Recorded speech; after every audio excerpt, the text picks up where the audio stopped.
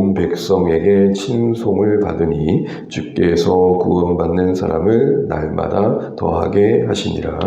아멘. 새날 주신 하나님 찬양합니다. 함께 기도하며 감사합니다. 그런 말씀 해주셔서 고맙습니다. 월요 새벽입니다. 월요일 아침입니다. 주의 말씀 다시 한번 생각합니다. 하루하루 또 주셨던 말씀들이 더 많이 기억되셨으면 좋겠습니다. 어제 우리는 지상교회 큰바위 얼굴 신약교회라는 제목으로 네 번째 시간, 마무리하는 시간을 가졌습니다. 우리는 교회담이라는 고민을 하기 위해선 교회가 얼마나 영광스러운 곳인지에 대한 생각을 해야 할 필요를 말씀드렸습니다. 장차 드러날 교회의 그 영광을 바라본다면 이 땅의 교회를 대한 우리의 태도가 다를 것입니다. 교회인 우리가 교회로서 살아가는 우리의 삶에 대한 선택도 많이 달라질 겁니다. 교회에 대한 우리의 헌신이 좀 더 진지해지겠죠. 교회라는 것이 단순히 천국 가기 전에 이 땅에 머무는 동안 오고 다니며 드나드는 곳 정도가 아니라 내 인생을 드려야 될 곳이며, 아니 내 생명을 들여서 살아내야 할 삶의 현장임을, 또 살아내어 보여야 할 모습임을 알아가게 됩니다. 이를 우리가 이제 설명하기 위해서 어제 제가 잠깐 영화 이야기를 했었는데 좀 실수를 한 것 같습니다. 아마 의아한 사람 계셨을 것 같아요. 밀정에 너무 꽂히다 보니까 영화 제목마저 바꿔버린 것 같아요. 영화 제목은 밀정이 아니라 이제 암살이었죠. 그전 영화. 죄송합니다. 그 암살의 마지막 장면에서 이정재 씨가 했던 고백이 있지 않습니까? 해방될 줄 몰랐으니까. 저는 그 시대 사람이 아니기 때문에 참 안다 할 수 없겠지만 당시 사람들에게 일제시대에서 벗어난다는 것은 비현실적인 거였습니다. 오늘날 이 땅의 교회가 영광스러운 것을 본다는 것도 같은 맥락 아니겠습니까? 누가 교회가 이렇게 영광스러운 곳인지를 초도 상상이나 했겠습니까? 신자된 우리는 교회의 영광을 봐야겠습니다. 이곳에 임재하시는 하나님을 봐야 됩니다. 피값 주고 사신 그리스도를 보셔야 됩니다. 우리를 그 몸으로 삼으시고 신부로 삼으신 하나님의 일하심을 보셔야 됩니다. 성령께서 다스리시는 그 신령한 성령의 통치가 있는 그 현장의 교회임을 보셔야 됩니다. 그리고 그 하나님의 영광이 잘 구현될 수 있도록 우리는 살아내야겠죠. 그런 측면에서 우리는 이 큰바위 얼굴이란 비유로 살펴봤던 신약계의 모습들을 좀 진지하게 받아들일 필요가 있겠다 싶습니다. 그들의 모습은 한마디로 말하면 복음 안에서 살아났고 복음을 살아냈으며 복음으로 살렸죠.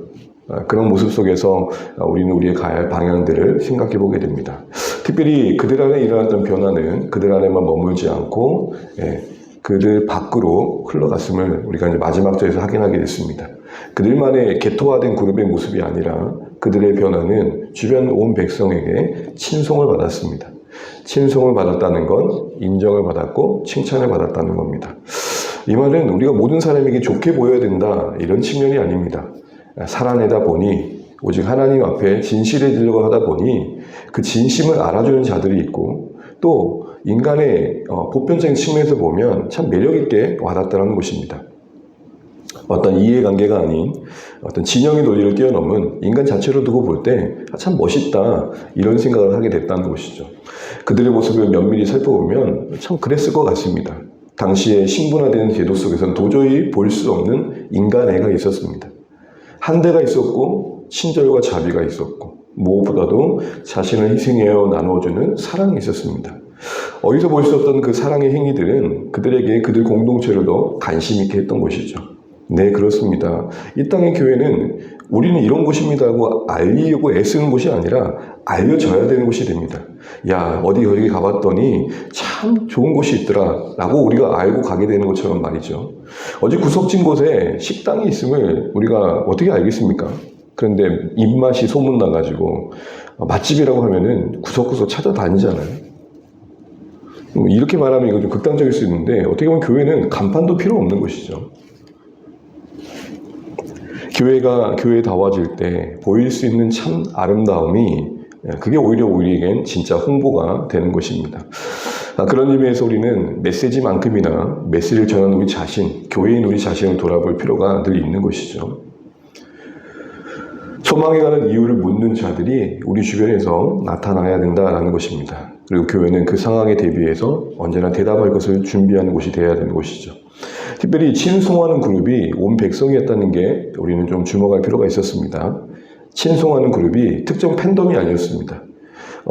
당시에 어떤 복음이 말하는 그 가치가 어떤 그 사회 시스템의 상위 계층에 특별히 거부감을 갖게 했던 게 아니었습니다.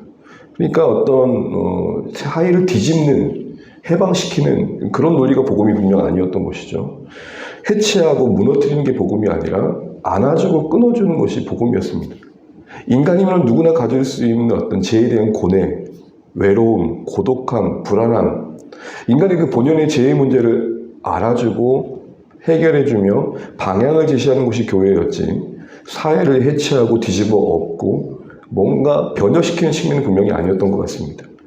그 당시의 노예들도, 그 당시에 사회계층의 상위 계층이었던 주인들도 아무 거리낌 없이 한자리에 함께 모여 떡을 나눌 수 있는 아름다움이 있는 곳, 그게 교회였던 것이죠.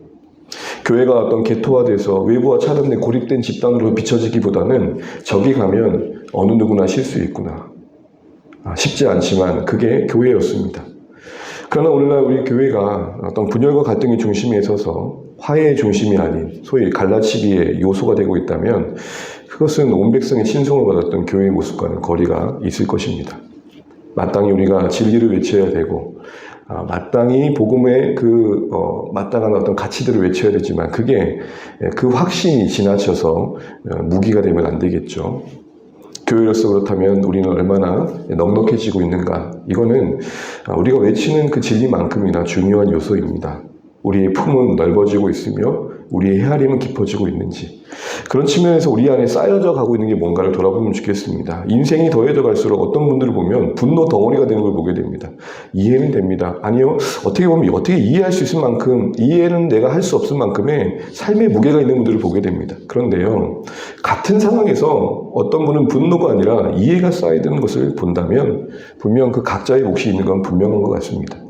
사랑하는 주 안의 가족 여러분, 수많은 실망감을 던졌던 인간들 사이에 예수님은 계셨습니다. 떠나지 않으셨습니다. 오히려 그들과 함께 하셨고 그들과 식사를 나누셨으며 그들을 기다려주신 모습을 우리에게 보여주셨습니다. 검은 머리 짐승은 거두는 거 아니야, 그런 말씀 추워도 하지 않으셨습니다. 그런 의미에서 말씀하신 하나님 나라의 비유의 겨자씨 이해는 좀 달라져야 됩니다. 자라남에 포커스가 있긴 하지만 그 자라남은 외형적인 자라남이 아니라 존재의 자라남이었습니다. 겨자씨가 풀이 되는 건 마땅하지만 나무가 된다는 건 당시의 상식에 어긋나는 거였습니다. 그럼에도 불구하고 예수님이 그렇게 말씀하셨던 것은 그게 하나님 나라다라는 것입니다. 나무가 된다는 것, 새가 깃들 수 있는 품이 생긴다는 것, 그것은 인생의 본연의 근본적인 문제를 고민하지 않으면 만들 수 없는 것이겠죠. 그런 자라남이 있는 곳이 교회여야 하고 그런 자라남이 우리 각자에게 고민되어야 하는 것입니다. 또한 그 넓어진 그 따뜻한 그곳엔 주께서 더하시는 사람도 있었습니다.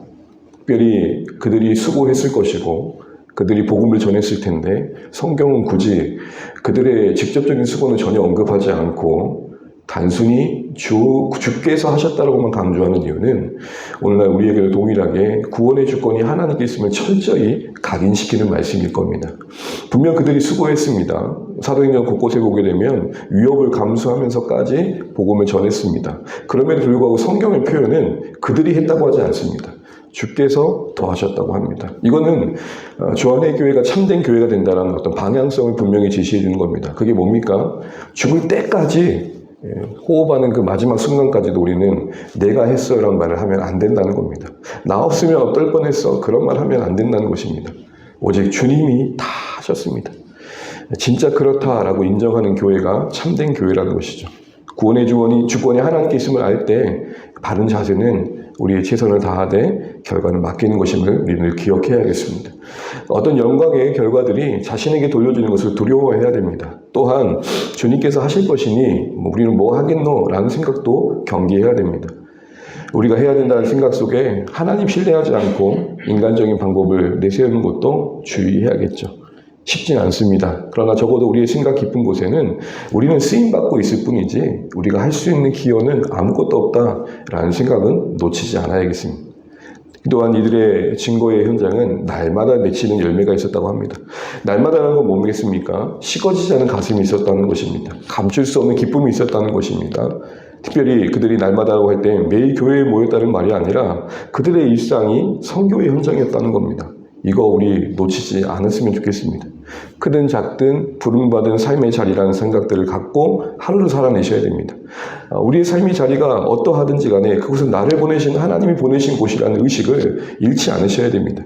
일상이 그럴 때 하나님의 이런 부르심에 보내심의 우리가 인식을 하고 자각할 때 그것이 하나님의 성교의 현장이 되는 것이죠.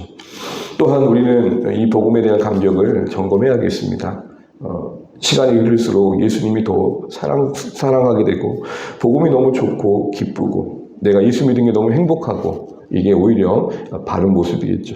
그럼 어느새 우리 안에 이 복음에 대한 감격이 식어지고 있다면 우리가 지금 무엇을 잃고 있는지를 돌아봐야 될 것입니다. 마지막으로 더 하셨다고 합니다. 더 하셨다는 것은 시제상 미완료입니다. 헬라어의 시제 미완료는 계속되고 있는 데를 표현할 때입니다. 무슨 말이겠습니까? 그들의 수고가 하나님의 일하심의 현장이 되는 그들의 삶의 현장들이 계속되고 있었다는 것이겠죠. 교회가 존재하는 내내 지속하는 동안 잃지 말아야 할 본질을 보여주신 것일 겁니다. 우리가 교회로 존재하는 동안 이 땅에서 계속해야 될 게 뭐겠습니까? 계속해야 할 순종이 뭐겠습니까? 하나님이 일하실 수 있도록 우리가 하나님의 일하심의 현장에 드려지는 것이겠죠. 교회를 세우신 그 존재의 목적을 분명히 하고 그 목적을 구현하는 쪽으로 우리 사역을 고민하고 계획하는 거겠죠. 그래서 교회가 존재하는 목적인 영혼 구원을 위해 그 나라를 위해 우리의 고민이 있고 헌신이 있는 그런 교회를 세워가야 되는 것입니다. 영혼을 사랑하는 곳에 영혼을 보내시는 하나님이시기 때문이죠. 그래서 우리는 이런 점검을 해야 됩니다. 주 안의 교회는 보내시는 영혼을 감당할 사랑이 있고 진실함이 있고 넉넉함이 있는가. 이것이 우리가 고민해야 할 부분인 것이죠. 이런 모든 내용들을 우리가 마무리하면서 네 가지의 큰 바위 얼굴을 보면서 우리 각 개인적인 적용 차원을 위해서 수레바퀴 예화를 말씀드렸습니다. 예수님을 중심으로 기도와 말씀으로 하나님과 관계가 점검되어져야 되고 교제와 증거로 우리의 삶이 확인되어야 됩니다. 그리고 이 모든 건 순종 속에 이루어져 가야 되는 것이죠.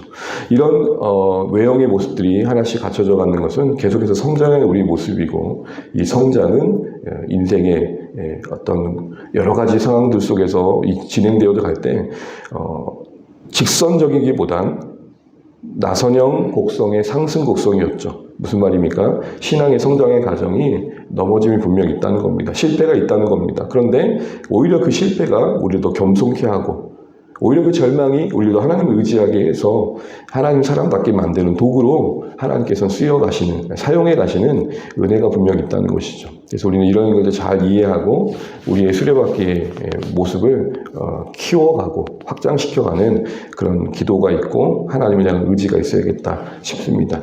오늘 이것들 기억하시면서 오늘 이 새벽에도 기억하시면 좋겠고 이제 이 큰 바위 얼굴이 우리가 이미지상으로 이렇게 비유로 표현을 했지만 하나씩 떠오르면서 교회를 향한 기도 제목이 되시면 좋겠고 또 이 수레바퀴를 통해서 우리 자신을 좀 점검하시고 그리고 확인하시고 또 기도 제목 삼으셔서 우리 매일의 영적인 여정 속에 이런 내용들이 갖춰져 가는 우리 매일의 삶 되시기를 주님의 이름으로 축복합니다. 기도하겠습니다. 네, 오늘도 걸어가신 한 날 말씀과 함께 시작합니다. 사도행전 말씀에서 복음과 함께 출범한 교회의 모습들을 우리가 긴 시간 살펴봤습니다. 잠시 동안 이렇게 머물렀던 것은 그만큼 우리 마음에 새기자는 뜻입니다. 특별히 이 모든 것들을 정리하면서 우리 수레바퀴의 예화로 말씀을 나눴습니다. 예수님이 중심이 되고 있는가? 복음으로 난 살아난 자인가?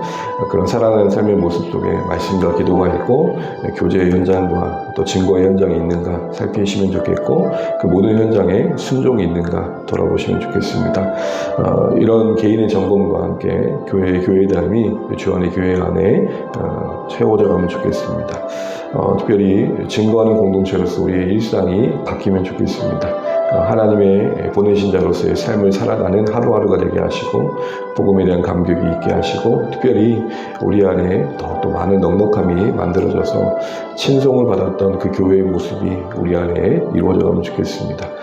또 계속해서 또 몸된 교회가 교회의 그 존재 목적을 기억하고 이루어가는 일들에 힘쓰게 해달라고 기도해 주시고 특별히 10월 9일에 요 정도 그런 일들이 될 수 있도록 기도해 주시면 좋겠습니다.